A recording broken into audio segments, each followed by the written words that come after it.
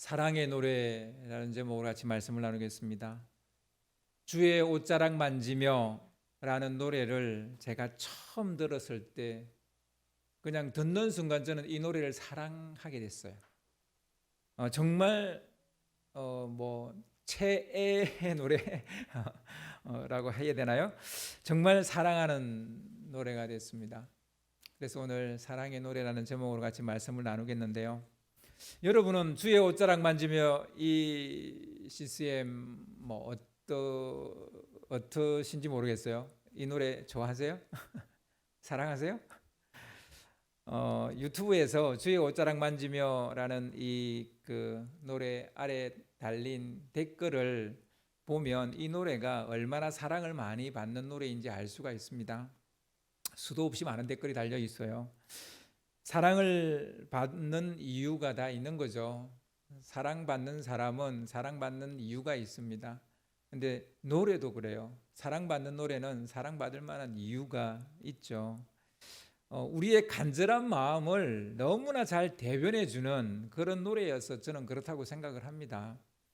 댓글 단 사람의 간절한 사연을 제가 몇 가지 소개를 해 보려고 합니다.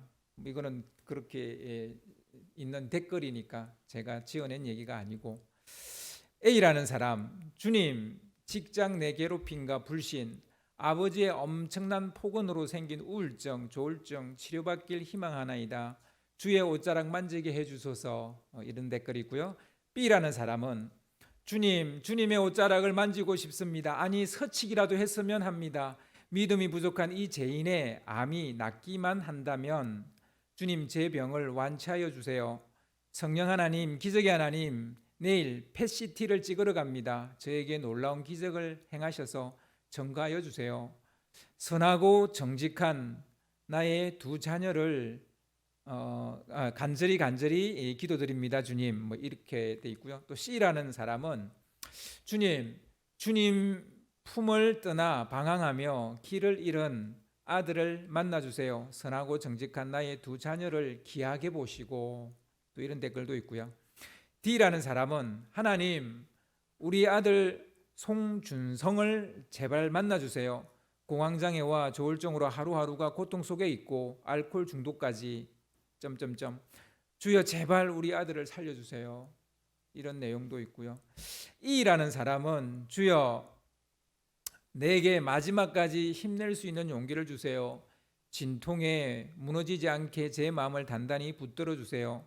다음 수술 한 번으로 진통이 없어지도록 주여 당신의 보혈로 어루만져 주소서.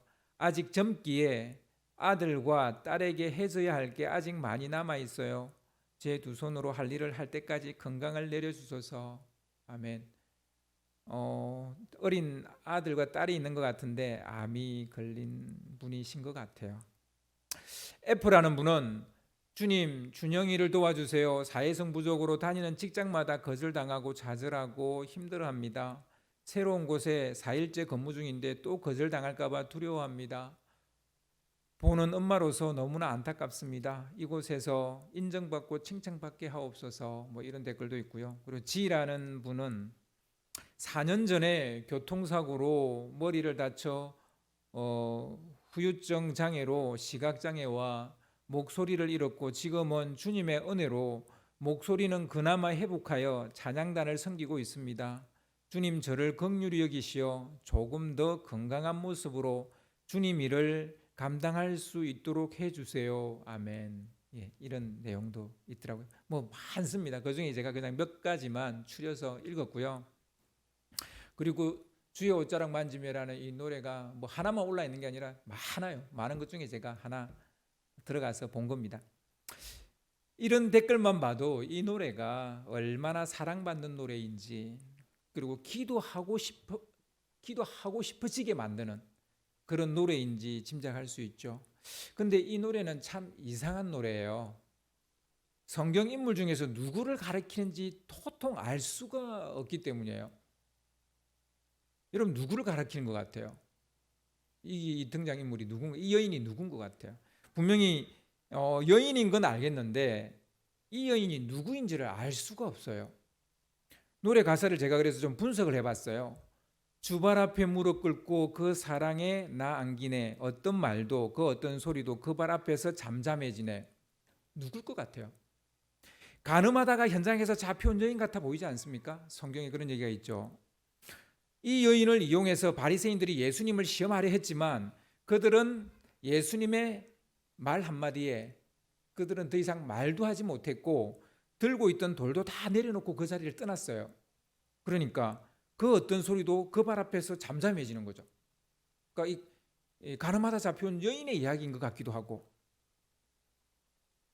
아니면 오늘 읽었던 누가복음 7장에 나오는 이름 모를 여인, 오늘 이 읽었던 말씀에 이 여인은 이름이 나오지 않아요. 이 여인은 예수님 앞에 왔는데 단 한마디 말도 하지 않고요, 행동으로 주의 은혜를 받게 된 여인입니다. 말을 한마디도 하잖아요. 그러니까 그 주님 앞에서 말이 필요 없는 거예요. 자기 마음을 그냥 몸으로 그냥 표현한 거예요. 그러니까 어떤 소리도 그 발 앞에서 잠잠해지는 거예요. 그 여인일 수도 있겠네요. 그죠? 주 나의 사랑 그 발 앞에 앉아 내 모든 기도는 사랑의 노래가 되네. 예수님의 팔치에 앉아 있었던 여인은 누가 있었나요? 마르다의 동생 마리아. 그럴 수도 있겠네요. 그죠? 또한 오늘 말씀에 나온 이 여인도 자신의 제사함을 받고자 주님의 무릎 앞에 꿇어 엎드려서 울면서 기도를 한 거죠. 그러니까 그 발 앞에 앉아 내 모든 기도는 사랑의 노래가 되네. 뭐 이 여인일 수도 있겠네요. 주의 옷자락 만지며라는 이 가사를 볼까요? 주님의 옷자락을 만진 여인은 누굽니까? 12회 동안 혈류병을 앓았던 여인이잖아요. 또 다른 여인이에요. 주의 두 발을 씻기며 주님 그 발에 입 맞추며 나의 왕관을 놓으리. 이는 또 누구를 가리키는 것 같아요? 주님의 발을 씻긴 여인은 오늘 누가복음 7장에 나온 이 여인일 수도 있고요. 그리고 향유를 주님의 발에 부은 또 다른 여인이 있는데요. 그 여인은 요한복음 12장에 나오는 바로 마르다의 동생 마리아입니다. 마리아도 주님의 발에 향유를 부은 적이 있어요. 본인의 의도와 상관없이 그것이 주님의 장례를 준비하는 일이 되긴 했습니다만 하여튼 예수님 발에 향유를 부은 여인이 마리아입니다. 그리고 마태복음과 마가복음에 나오는 향유 옥합을 깨뜨리는 여인 이야기가 나오는데요. 이 두 여인은, 그러니까 마태복음과 마가복음에 나오는 이 여인은 예수님의 머리 위에다가 향유를 부어요. 이 여인이 누구인지 우리는 알 수 없어요. 예수님 머리에 향유 부은 여인 말이에요. 간음하다가 잡혀온 여인인지 뭐 그럴 가능성도 있어요. 아니면 7 귀신 들렸다가 예수님이 쫓아내 주어서 그 이후로 예수님을 따르게 된 막달라 마리아인지 할 수가 없어요. 아무튼 주의 옷자락 만지며 이 노래는 특정한 한 사람을 이야기하고 있지 않다는 거예요. 제가 아무리 가사를 가지고 성경을 찾아봐도 어떤 한 인물을 가리키고 있지 않아요. 그럼에도 공통점이 있어요. 여러 사람을 이렇게 다 모아놓은 이야기인데, 근데 공통점이 있어요. 모두 다 주님으로부터 말할 수 없는 큰 은혜를 받았거나 은혜를 받고 싶어하는 사람들이라는 것은 분명해요. 병이 나았거나 제사함을 받았거나 정죄를 받지 않았거나 목숨을 건졌거나 귀신이 쫓겨나갔거나 오라버니가 살아났거나 제사함 받기를 원하는 자들이거나 뭐 이와 같이 은혜를 이미 받았거나 아니면 은혜를 받기 위해서 오는 사람들이라는 것은 분명해 보입니다. 그리고 또 다른 공통점은 하나같이 받은 은혜를 몸과 행동으로 표현했다는 거예요. 감사해요, 사랑해요 라는 말을 행동으로 표현하고 있다는 거예요. 이런 말은 나오지 않아요. 감사합니다, 사랑합니다 이런 말은 나오지 않아요. 근데 그 행동만 봐도 우리는 충분히 이 사람이 감사해야 하고 있고 정말 주님을 사랑하고 있구나라고 느낄 수 있습니다.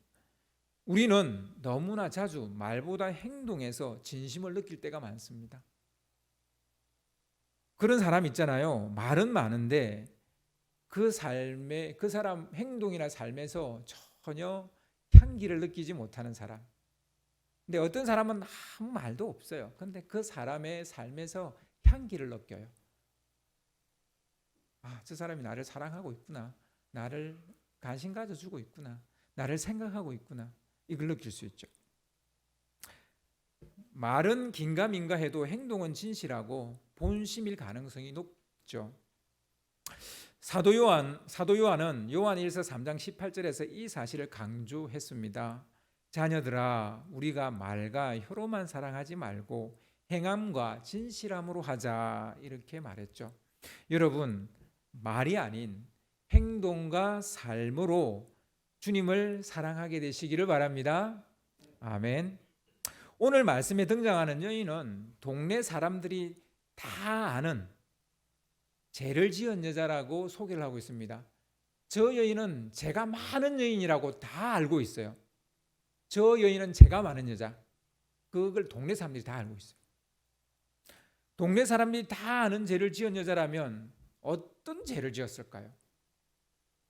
매춘부일 가능성도 있고요. 아니면 앞에서 언급했던 그 여자, 간음하다 현장에서 잡힌, 그냥 잡혀서 끌려왔으니 동네 사람들이 다 알게 된 거죠. 그 여인일 수도 있어요. 그렇지만 요한복음 8장에 나오는 간음하다 현장에 잡혀온 여자일 수도 있는데 보기는 사실 그 여자라고 보기는 사실 어려워요. 예수님이 그 여인이 누군지를 알지 못한다고 오늘 말씀에 힌트를 주고 있기 때문이에요. 그 여인이면 예수님이 알아야죠. 당연히 알아야죠. 오늘 말씀 누가복음 7장 39절을 보면요, 예수를 청한 바리새인이 그것을 보고 마음에 이르되 이 사람이 만일 선지자라면 자기를 만지는 이 여자가 누구며 어떠한 자 곧 죄인인 줄을 알았으리라 하거늘. 물론 예수님이 그 여인을 정죄를 하지 않았어요. 그래서 그 여인을 죄인으로 안 봤을 수도 있어요.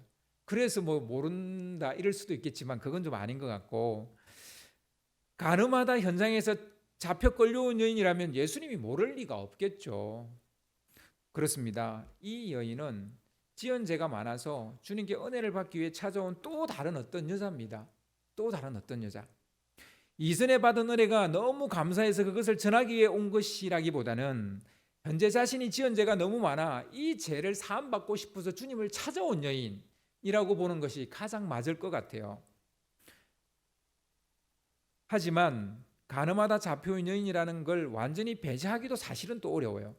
혹은 막달라 마리아가 아닐까라고 생각을 해도 그 생각이 크게 그렇게 틀렸다고 볼 수도 없어요. 혹은 마르다의 동생 마리아가 아닐까라고 생각해도 그것도 배제하기 어려워요. 도대체 이 여인이 누구인지 도통 알 수가 없어요. 그냥 이름 모를 제3의 어떤 여인일 수도 있고요. 사실 이 노래의 주인공이 누구인가가 중요하지 않아요. 그래서 중요하지 않아요. 자신의 죄를 씻기 위해서 주님을 찾아왔다는 것이 중요한 거예요. 이 여인이 누구인가가 중요하지는 않아요. 왜 찾아왔느냐는 거예요. 왜 예수님께 왔느냐는 거예요. 그게 사실은 중요해요. 오직 자신의 행동으로 주님의 은혜를 받기를 원하고 바라고 기도하기 위해서 온 여인이라는 거예요. 그래서 어떻게든 주님이 이 여인의 죄를, 그래서 주님은 이 여인을 어떻게 하십니까? 이렇게 찾아온 여인을, 이 여인의 죄를 사해 주시죠. 그래서 누가복음 7장 48절을 보면 이에 여자에게 이르시되 내 제사함을 받았느니라 하시니, 오늘 읽었던 말씀 바로 다음 구절이에요. 내 제사함을 받았다, 이렇게 예수님이 말해 주셨어요. 누가복음 7장에 나오는 이 여인은 베일에 가려져 있습니다. 그러나 확실한 것은 제사함의 은혜를 받았다는 사실은 확실해요. 이 여인은 한마디의 말도 하지 않았어요. 내가 죄를 지었습니다. 내 죄가 많습니다. 내 죄가 산같이 쌓여 있습니다. 이런 얘기 하지 않았어요. 그런데요, 예수님을 찾아온 목적과 이유가 분명해요. 아무 말도 하지 않았는데 찾아온 목적과 이유가 너무너무 분명해요. 뭡니까? 제사함 받기를 원한다는 거예요. 목적이 너무 분명한 거예요. 제가 이렇게 대화를 하다 보면 그런 분이 계세요. 정말 많은 대화를 했는데 이분이 왜 나를 찾아왔는지를 모르겠을 때가 있어요. 무슨 얘기를 지금 하시려고 하시는 거지? 많은 말은 했는데 나한테 뭘 말하려고 하시는지를 내가 모를 때가 있어요. 그죠? 근데 어떤 사람은 찾아왔는데 별 말을 하지 않았는데 이 사람이 왜 나를 찾아왔는지를 딱 알 수 있는 사람이 있어요. 그래서 여러분, 이 언어라는 것은, 이 커뮤니케이션이라는 것은 꼭 언어로만 되는 건 아니에요. 뭐 우리의 몸짓이나 행동이나 뭐 이런 거로 다 커뮤니케이션이 또 되죠. 아무튼 이 여인은 예수님을 찾은 이유와 목적이 분명하다라는 겁니다. 그러나 바리새인인 시몬은, 그러니까 예수님 오늘 자기 집으로 초대한 이 시몬은 무슨 연유로 예수님을 자기 집에 초대했는지 그 이유가 애매모호합니다. 마태복음과 마가복음은 이 바리새인 시몬을 나병 환자였다라고 소개를 합니다. 아마도 일전에 나병을 앓고 있었던 모양이에요. 그런데 예수님께서 이 시몬, 바리새인 이 시몬을 아마 치유해 주신 것 같습니다. 뭐 그런 추측이 충분히 가능하죠. 그래서 감사의 뜻으로 예수님을 초대했는지도 모르겠습니다. 근데 그렇게 말하기에는 뭔가 찜찜해요. 그는 예수님을 위해서 발 씻을 물도 내주지 않았고 발도 씻어주지도 않았어요. 이는 당시의 풍습에 어긋나는 거예요. 예의에 어긋난 거예요. 당시 풍습에 의하면 손님을 초대할 때 주인이 손님의 발을 직접 씻어주거나 아니면 그 집 종에게 온 손님의 발을 씻어주라 합니다. 이스라엘 지역은 건조한 지역이기 때문에 샌들을 신고 다니면 발에 흙먼지가 묻고 막 진흙투성이가 되고 그래요. 그래서 그 손님을 맞아들이는 예의가 뭐냐면 발을 깨끗하게 씻어주는 것이 그 당시의 풍습이고 예의입니다. 초대한 손님의 발을 씻어줌으로써 예의를 갖추는 거예요. 그런데 예수님의 발을 씻어주지 않았다는 것은 무슨 의미예요? 예수님을 하찮게 생각한다는 거예요. 별 중요하지 않은 사람으로 본 것이나 다름이 없어요. 바리새인 시몬은 기본 예의도 지키지 않았었고 존경의 마음도 없어 보입니다. 그렇다면 도대체 이 사람은 예수님을 자기 집에 왜 초대한 걸까요? 여러분 뭐 이런 경우를 경험해 보셨는지 모르겠습니다만 겉으로는 막 나를 위하는 척하는데 진심이 묻어나지 않을 때 어떻게 반응을 내가 해야 될지 어려워요. 그죠? 지금 그런 사람인 것 같아요. 지금 시몬이. 그런데 초대받지 않았던 한 여인이 갑자기 들어와서 한바탕 소동을 벌입니다. 그로 인해서, 그 소동으로 인해서 시몬의 애매모호한 내면 세계가 드러나고 말았어요. 시몬은 이 여인을 잘 알고 있는 것 같아요. 아니, 동네 사람들은 죄다 이 여인을 다 알고 있어요. 그런데 예수님과 그 일행만 이 여인을 모르고 있는 것 같아 보입니다. 그녀는 들어서자마자 곧장 예수님에게로 향하여 가서 무릎을 꿇고 엎드려 주님의 발을 적실 정도로 흐느껴 울었어요. 여러분, 그 발이 적셔질 정도면 얼마를 울어야 될까요? 제가 볼 때 한참 울어야 돼요. 뭐 눈에서 폭포가 나오지 않는 이상은 한참 울어야 발이 젖지 않겠어요? 하여튼 제가 볼 때는 한참 울었을 것 같아요. 그 울음의 의미가 무엇이었을까요? 혈류병을 앓는 여인처럼 질병의 고통에서 벗어나게 해주신 것이 너무 감사해서 우는 것일까요? 12년 동안 그렇게 뭐 병원도 쫓아다니고 뭐 좋다니 다 쫓아다녔는데 낫지 않았어요. 근데 예수님이 단번에 그 옷자락을 만졌는데 병이 나았어요. 얼마나 감격스러워요.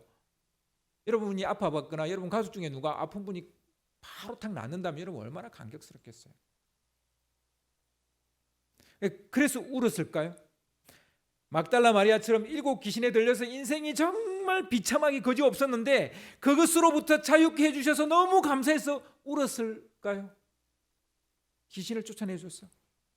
아니면 현장에서 가늠하다 잡혀서 돌에 맞아 죽기 일보 직전이었는데 예수님이 기시를 발휘해서 살게 해주셨어요. 그러니 얼마나 감사해요. 죽을 뻔했는데 살아났어요. 그리고 자기를 정죄하지도 않아요. 그게 너무 감사해서 우는 것일까요? 여기에 무슨 정답이 있겠어요? 여러분, 여기에 무슨 정답이 있겠어요?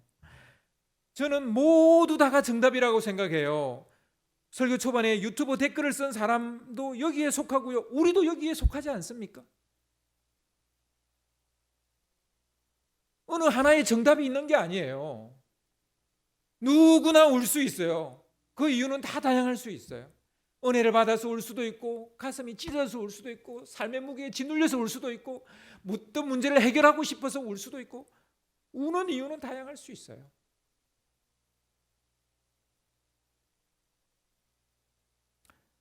이 눈물은 자신이 얼마나 흉악한 죄인인지를 깨닫게 해주신 것에 감사해서 흘리는 감동의 눈물이지 않을까 싶어요. 불치병에서 노임을 받아서 감격해서 우는 것일 수도 있습니다. 자신의 병에서 노임을 받아서 노임을 받고 싶어서 간절히 기도하는 마음으로 울었을 수도 있어요. 눈물만큼 그 이유는 다양합니다. 아무튼 그렇게 이 여인이 울었어요. 그녀는 예수님을 보는 순간 감정이 북받쳐서 한참을 울었어요. 울다 보니 자기의 눈물 때문에 예수님의 발이 다 젖었다는 것을 알게 됐어요. 그러니까 일부러 발에 가서 눈물을 흘린 건 아닌데 뭐 그냥 엎드려서 울다 보니 예수님 발 위에서 울은 거예요. 그러니까 발이 다 젖은 거예요. 그러니까 얼마나 또 미안해요. 남의 발을 눈물로 다 적셔놨으니 그러니까 자기 머리카락으로 예수님의 발을 닦는 거예요. 훔쳐내는 거예요. 눈물을 훔쳐내는 거예요. 그리고 예수님의 발에 입을 맞추는 거예요. 너무 감사해서 울고 나니까 너무 감사한 거예요. 그리고 들고 온 자기의 향유를 그 발에다 부었어요. 원래 향유는 머리에 붓습니다. 발에 붓지 않아요. 그녀도 그러려고 들고 왔을 거예요, 분명히. 그런데 예수님 발 앞에서 울고 난 다음에 알게 된 사실이 뭐냐면 예수님을 초대한 이 집 주인이, 즉 시몬이 예수님의 발을 씻기지 않았다는 것을 알게 된 거예요. 여러분, 먼지 투성인 발에 눈물을 흘렸으면 발이 어떻게 됐겠어요? 형편없죠. 막 지저분하게 됐을 거예요. 그러니까 자신의 머리카락을 닦고 그 발에 입을 맞추면서 알게 된 게 예수님의 발이 너무 더럽다는 것을 알게 된 거예요. 그리고 그는 예수님의 발을 씻겨드려야 되겠다. 그래서 자기가 들고 온 향유를 머리에 붓지 않고 발에다 분 거예요.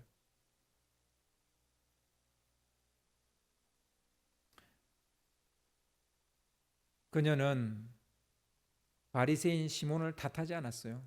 에이, 저런 인간이 다 있나? 그렇게 생각하지 않았어요. 그냥 자신의 생각을 바꾸었습니다. 자기의 향유를 예수님의 발에 붓고 발을 깨끗하게 씻겨드려야 되겠다. 그렇게 그냥 생각한 거예요. 이 광경을 지켜보고 있던 바리새인 시몬은 마음이 불편해졌어요. 양심의 가책일까요? 예수님의 발을 씻어주지 않은 것이 미안해졌기 때문일까요? 아무튼 그 마음이 불편해졌어요. 그러나 이거는 우리의 생각이고요. 시몬의 마음이 불편했던 것은 예수가 이 여인의 접촉을 허락한 것 때문이에요. 이 여인은 지연제가 많은 부정하고 불결한 여자인데 이가 선지자가 맞다면, 이가 정말 메시아가 맞다면 이 여인이 죄인이니까 접촉하지 못하게 해야 되는, 율법에 의하면 그래야 되는 여인이에요. 그런데 아무것도 모르는 것처럼, 예수님은 이 여인이 누군지 아무것도 모르는 것처럼 이 여인이 접촉하는 것을 그냥 그대로 내버려 두는 거예요. 시몬이 바라볼 때 이는 선지자도 아니고 메시아도 아니구나, 이런 생각이 퍼뜩 드는 거예요. 예수님은 이런 생각에 빠져있는 시몬의 마음을 꿰뚫어 보셨어요. 주님은 그를 깨우치기 위해서 한 가지 비유를 이야기하십니다. 누가복음 7장 41절 42절을 보면요, 좀 띄워주세요. 이러시되 빚 주는 사람에게 빚진 자가 둘이 있어 하나는 500데나리온을 졌고 하나는 50데나리온을 졌는데 갚을 것이 없으므로 둘 다 탕감하여 주었으니 둘 중에 누가 그를 더 사랑하겠느냐. 예수님의 질문입니다. 지금 시몬에게 물었어요. 이 바리새인 시몬에게 물었습니다. 그러니까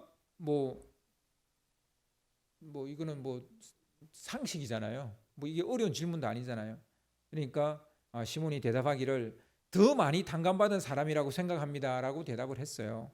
예수께서는 그에게 말씀하시기를 내 판단이 옳다, 이렇게 말씀하셨습니다. 그런 다음에 그 여자에게 몸을 돌리고, 그러니까 여자에게 몸을 돌리고 말은 시몬에게 했어요. 어떤 자세였는지 잘 모르겠어요. 하여튼 뭐 이런 자세였을 것 같은데 하여튼 이상한 자세로 좀 예수님이 시몬에게 말씀을 하셨는데요. 너는 이 여자를 보고 있느냐? 정말 무서운 얘기죠. 지금 이 여자를 보고 있느냐? 얼마나 다르느냐는 거예요. 너와 지금 이 여인 얼마나 다르느냐? 이 여인을 보고 있느냐? 내가 너희 집에 들어왔을 때 너는 내게 발 씻을 물도 주지 않았고, 그러나 이 여자는 눈물로 나의 발을 적시고 자기의 머리카락으로 닦았다. 너는 내게 입을 맞추지 않았으나, 그러니까 볼에 입도 맞추지 않았다는 거예요. 그들에게는 당연한 인사인데 맞추지 않았으나 이 여자는 들어와서부터 줄곧 내 발에 입을 맞추었다. 너는 내 머리에 기름을 발라주지 않았으나 이 여자는 내 발에 향유를 발랐다. 그러므로 내가 내게 말하거니와 이 여자는 그 많은 죄를 용서받았다. 그것은 그가 많이 사랑하였기 때문이다. 용서받는 것이 적은 사람은 적게 사랑한다. 이 이야기를 하시는 거예요. 시몬은 일전에 예수님으로부터 나병은 고쳤는지 모르지만 이 사람은 사랑이 뭔지를 몰라요. 어떻게 구원받았는지 구원받는 걸 몰라요. 예수님의 이 긴 설명을 요약하면 이렇습니다. 이 여인이 시몬 너보다 나를 더 사랑하는 것 같구나. 이 여인이 더 사랑할 수 있었던 것은 더 많은 죄를 용서받았다고 생각하기 때문이야. 여러분, 시몬의 죄가 많을까요? 이 여인의 죄가 많을까요? 이거 의미 없는 질문이에요. 그냥 우리는 딱 죄가 하나만 있어도 우리는 죄인이에요. 뭐 많고 적고를 떠나서 죄가 하나만 있어도 우리는 구원받지 못해요. 죄가 하나면 구원을 받고 죄가 10개면 구원을 못 받는 이런 게 아니라 성경은 그렇게 절대 말하지 않아요. 그냥 죄가 있으면 다 그냥 구원받지 못해요. 뭐 이 숫자가 무슨 상관이 있어요, 사실은. 결국은 네가 어떻게 느끼느냐의 문제를 이야기하는 거예요. 네가 얼마나 죄인이냐, 얼마나 많은 죄를 지었다고 생각하느냐, 그리고 얼마나 용서를 받았다고 그거를 이야기하는 거죠. 탕감을 많이 받은 사람이 탕감을 적게 받은 사람보다 탕감해 준 사람을 더 사랑하는 것은 상식이죠. 이건 바리새인 같은 엘리트가 아니어도 다 대답할 수 있는 상식이에요. 여러분, 믿음의 온도는 사랑의 온도임을 알 수가 있죠. 믿음이 있느냐 없느냐를 알고 싶다면 주님을 얼마나 사랑하는지 사랑의 온도를 체크해 보면 됩니다. 여러분, 뭐 교회도 나오고 예수님을 믿는다 하지만 여러분 가족 중에 이제 그런 분이 있는데 좀 답답하죠. 정말 예수를 잘 믿는 건지 안 믿는 건지. 뭐 여러분 남편 같은 경우 그렇죠. 뭐 예수를 믿는 것 같긴 한데 뭐 안 믿는 것 같기도. 또 여러분 아내도 그럴 수도 있고 여러분 자녀도 그럴 수 있죠. 예수를 믿는 것 같긴 해요. 교회도 나와요. 잘 따라 나와요. 그런데 가만 보면 믿음이 있는 건지 없는 건지 구별이 안 돼요. 그 사람 믿음이 있는 거예요, 없는 거예요? 그건 믿음의 문제가 아니에요. 사랑의 문제예요. 예수님을 사랑하지 않는 거예요. 하나님을 사랑한 마음이 없어서 그런 거예요. 현재 내 믿음이 좋은지 나쁜지를 알고 싶다면 사랑의 온도를 체크해 보면 돼요. 현재 내 믿음이 강한지 약한지를 알고 싶다면 사랑의 온도를 재면 되는 거예요. 믿음은 사랑 안에서 나오는 거예요. 지식이나 이론에서 나오는 게 아니에요. 우리 한때 사형리 막 전도했잖아요. 그거 따라 예 하고 마지막 영접 기도하면 예수님 믿는 거예요? 아니에요. 예수님을 사랑해야 믿는 거예요. 예수님을 사랑해야. 아무리 이 시대가 성공주의 그리고 물량주의를 흐른다고 해서 교회가 그렇게 돼서는 안 되는 거예요. 교회는 그 영혼이 예수님을 사랑하게끔 만들어야지 그냥 달달 외워서 복음 하면 그게 뭐 예수님 믿은 거예요. 그게 무슨 예수님을 믿은 거예요. 믿음은 사랑에서 나오는 거예요. 그래서 믿음, 소망, 사랑은 항상 있겠지만 그 중에 제일은 사랑인 거예요. 사랑이 없는 믿음은 믿음일 수 없고 사랑이 없는 소망은 소망일 수가 없는 거예요.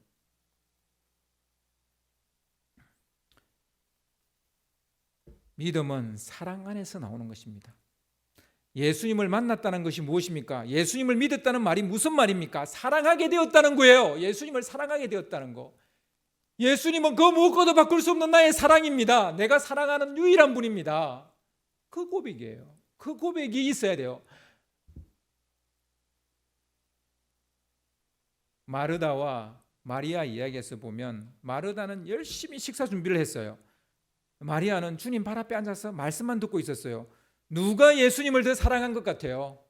여러분, 누가 더 예수님을 사랑한 것 같아요? 얼핏 마르다처럼 보이죠. 막 예수님을 위해서 뭔가 막 열심히 하고 있으니까 마르다인 것처럼 보이죠. 그러나 주님은 마리아도 그 못지 않다고 말씀하셨어요. 두 사람의 우열을 가릴 수 없지만 분명한 것은 사랑의 온도가 중요하다는 거예요. 여러분, 마르다일 수도 있고 마리아일 수도 있어요. 누가 더 사랑했는지 저는 잘 모르겠어요. 근데 누가 더 사랑했는지는 누가 정말 주님을 더 사랑했는지는 그 사람의 예수님 사랑하는 그냥 온도가 중요한 것이지 어떤 겉으로 드러난 것은 아니라는 거죠. 무엇을 하느냐가 아닙니다. 말씀을 듣고 앉아 있다고 섬기는 사람보다 더 주님을 사랑한다고 말할 수 있습니까? 많은 목사님들이 그렇게 설교하셨어요. 말씀 듣고 앉아 있으면 마르다보다 더 주님을 사랑하는 거라고. 여러분, 그렇지 않아요. 말씀 듣고 앉아 있어도 삼천포에 가 계신 분들이 얼마나 많은지 몰라요. 말씀 듣고 앉아 있어도 딴 생각하고 있는 분이 얼마나 많아요. 말씀 듣고 앉아 있지만 그 말씀이 내 마음에 사랑으로 와닿지 않는 분들이 얼마나 많은지 몰라요. 그 사람이 마르다보다 낫다고 뭐라고 말할 수 있어요? 성경을 읽고 있고 성경을 묵상하고 있는데 그냥 하루하루 해야 될 일이니까 그냥 하고 빨리 지나간다면 그게 무슨 묵상이고 그게 무슨 말씀 읽기예요?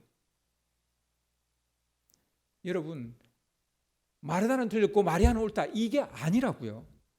반대로 마르다는 옳고 마리아는 틀렸다, 그것도 아니에요. 중요한 것은 그 사람의 사랑의 온도라고요. 사랑의 온도가 있는 말씀 읽기면 그것은 맞는 거예요. 옳은 거예요. 잘한 거예요. 사랑의 온도가 있는 봉사라면, 사랑의 온도가 있는 식사 대접이라면 잘한 거죠. 잘한 거예요.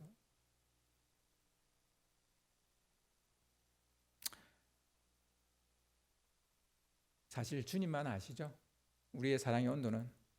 그래서 제가 목사지만 전 여러분이 얼마나 주님을 사랑하는지 저는 잘 몰라요. 또 말하고 싶지도 않아요. 또 그것을 분석하고 싶지도 않아요. 그냥 주님은 아시니까 내가 굳이 분석할 이유도 없고요. 주님은 아시는데 뭐 내가 아무리 가운데 서서 이 사람은 정말 믿음이 좋고 다 이야기해봐도 소용없어요. 주님이 다 아시는데. 그냥 제가 할 일은 중요한 건 사랑의 온도다라는 거예요. 그 얘기를 제가 여러분한테 하고 싶은 거예요. 우리는 바리새인 시몬에게서 어떤 따뜻함도 찾을 수 없습니다. 그러나 이 여인에게서 우리는 따뜻함을 느끼지 않을 수가 없어요. 정말 예수님을 뜨겁게 사랑하는 여인이구나. 예수님을 뜨겁게 사랑하는 여인이구나. 정말 제사함을 받고 싶어서 너무너무 간절하구나. 그 열정과 그 간절함이 그냥 눈에 읽히는 거예요. 그런데 이 시몬은 아무리 눈을 씻고 바라봐도 그 속에 예수님을 사랑하는지도 모르겠고 예수님을 존중하는지도 모르겠고 예수님을 존경하는지도 모르겠고 아무것도 모르겠는 거예요. 여러분, 사랑의 노래를 부른다는 것은 모든 것의 시작입니다. 사랑의 노래를 부르면서 새해를 시작했으면 좋겠어요. 여러분, 사랑의 노래를 부르지 못하는 사람이 하루하루 사는 게 무슨 의미가 있어요? 여러분, 새해 둘째 주입니다. 우리가 무엇을 고민하고 무엇을 다시 되돌아봐야 되겠어요? 사랑입니다. 내 사랑은 정말 제대로 지금 된 사랑인가? 사랑은 여러분 신앙의 바로미터입니다. 사랑은 여러분의 모든 삶의 기초입니다. 가족 간에도 마찬가지고 하나님과의 관계도 마찬가지고 직장에서도 마찬가지고 사랑은 모든 삶의 기초입니다. 사랑이라는 기반 위에 믿음과 소망도 진실해질 수 있고 견고해질 수 있는 것입니다. 우리는 새해가 되면 희망을 가져야 된다, 소망을 가져야 된다 말하지만 사랑이 없는 희망, 소망은 모래 위에 지은 집과 같아요.